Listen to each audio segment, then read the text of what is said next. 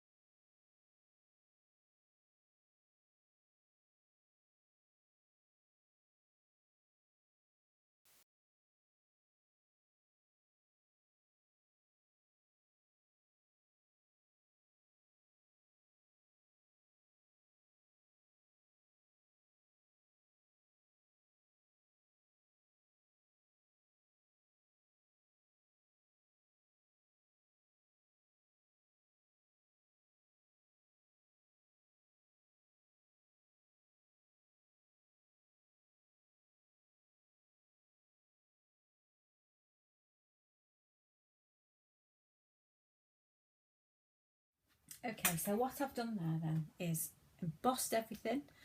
It says that you don't need to stick it down, but I find some papers a little bit more slippier, so that's why I do stick it down to the board and also have a little peep. So basically, they're the elements of my card that I've cut out. So that is what I'm going to put together. And if you saw me there using these scissors, I bet we've all got some of these hidden in our craft stash. So yes, I've got these out too. I bet people are thinking, why on earth don't you just use a die cut? But I'm just finding it so satisfying sitting here just cutting and snipping and playing. So what I shall do now is basically use some double-sided sticky and put the layers of this card. Now, of course, the glitter girls in their day used to always use peel-offs. Now, I've got loads of peel-offs and I love peel-offs. Some people don't. So I will attach some peel-offs to where I think and some other embellishments just to make the card look pretty like you do. I've also retained, not thrown away, the cut-offs because I want to make my own little embellishments of flowers using punchers. Yes, the good old-fashioned little punchers here for butterflies and flowers, and that's all I'm going to use. So yes, I want a few stamps, so we'll get to that eventually, but it's such an easy card and enjoyable one too. So yeah, I'm just going to stick all the card together, so I'll put the video on fast forward again and hope you keep tuned.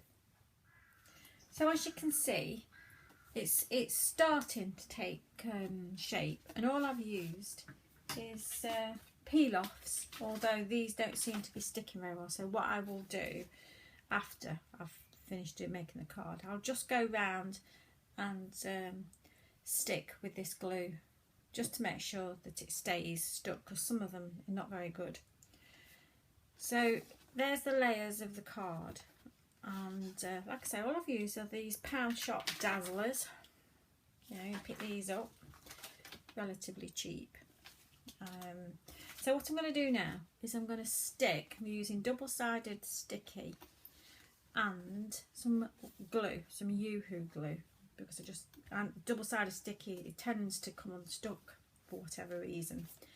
And I'm going to curl the board using, you know, like an offcut from your foil or sandwich wraps. So I'm going to do that. So as you can see, it's starting to come together, and it's really enjoyable just sitting, relaxing, doing the old-fashioned craft. So I'll just finish off. I'll put it on fast play because there's no point in explaining what I'm going to do. You know, seeing me sticking down is quite boring, and I would imagine fast play is too. But it gives you the basis of what the stages are into making this card.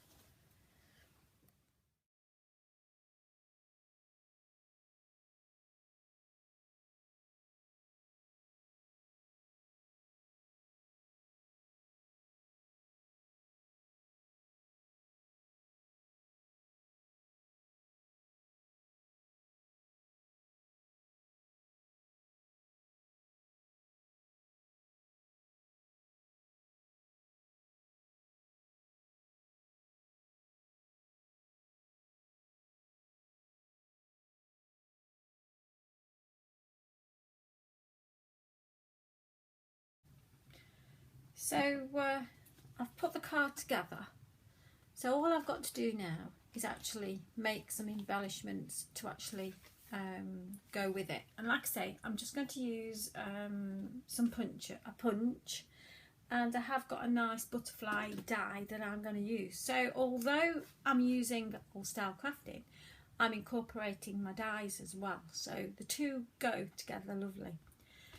The peel-offs that I used were a bit naff, so I have had to go round and use this glue, which is good because it dries nice and clear, so you won't see it. So I'm going to put it on fast play again, and I'm just going to show you how I do my embellishments. I did forget to put my ribbon down here. I should have put the ribbon on before I put this top layer on, but it doesn't matter. You can, you know, you make these mistakes in crafting, but there's always a bow, a butterfly or a flower you can stick on the top of it. So that's what I shall carry on doing now, is making that. I'm really enjoying doing this card. It's just so therapeutic. So I'll just put it on fast play and I'll just make these embellishments.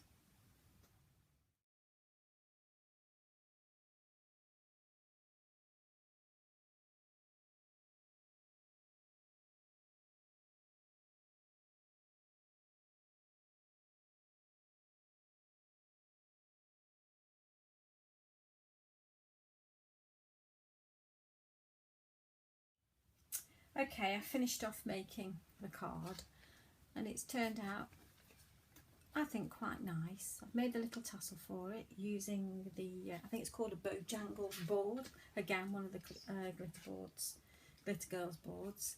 So all the embellishments are made. So basically all I want to be able to do now is, clean the craft desk up for a start, is make a box for it. So here's the finished card. Like I say, I am pleased how they turn out, but without the boards, I just feel like I'd be sitting looking at a piece of white card and sticking die cuts on it, not really feeling inspired. So the actual board itself, the embossing board itself, just helps you along. It inspires you to actually make some nice cards. This is Tall Stories, I'm sure it is. Still readily available from eBay.